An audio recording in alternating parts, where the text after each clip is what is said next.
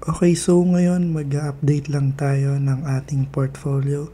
By the way, today is January 6, 2025. By the way guys, gusto ko lang ipaalam ulit na nag-start ako mag-invest nung October 19, 2023, which is this one.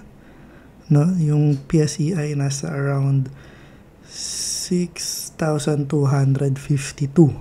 Yan. And ayan, as you can see, nag-project naman pataas yung PSEI natin ngayon as of January 6, 2025, nasa 6600s na siya, no? 6625 siya nagtapos ngayon. And it actually went up hanggang 7500. Kaya lang, nung nanalo si Trump dito sa part na to, ayun, nagsunod-sunod na yung pagbagsak niya. Pero ngayon, nagkakaroon na ng strength ulit yung PSEI, no? Let's see kung makakabawi siya.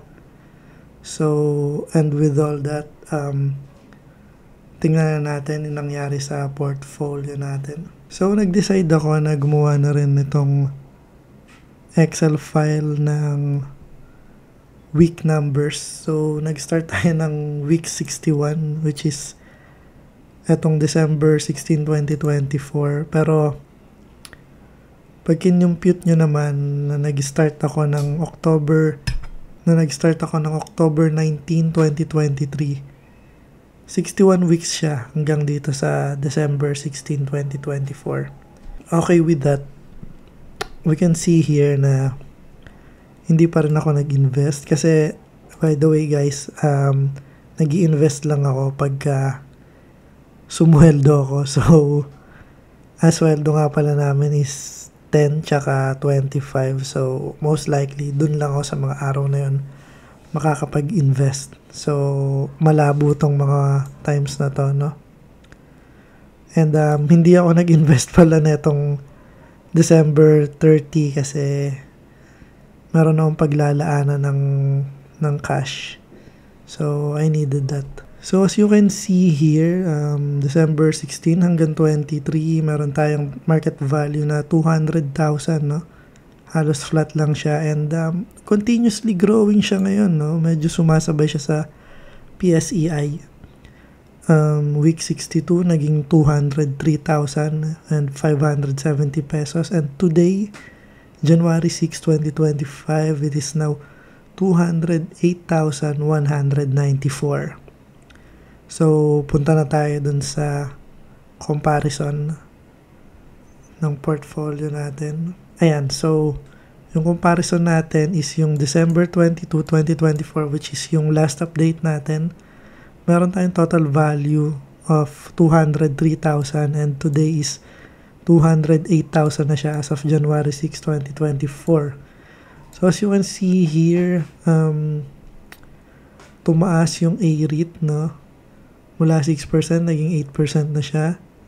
Citicorp, tumaas din. Mula 8.5%, naging 9.95%. Magta 10% na pala to. Magta-double digit na ako sa C-REIT. Next is yung DMCI, tumaas ulit, no? Mula negative 2%, naging almost 1% na lang siya. Then GSMI, medyo bumaba siya ng 1%. ICT, tumaas, no? Tumaas mula 16%, naging 24%. Keeper naman, mula 10%, naging 16%. Wow, ganda ng market ngayon, ha? And Metrobank, ayun, nag-positive na siya. Positive 1.5%. DigiPlus, mula 28.49%, naging 32.27%. Uy, 30% na to. Okay. So, RFM mula 10% naging 10% pa rin. Yung price pala nalaktawan. So, price mula 16.5% naging 15.49, bumaba.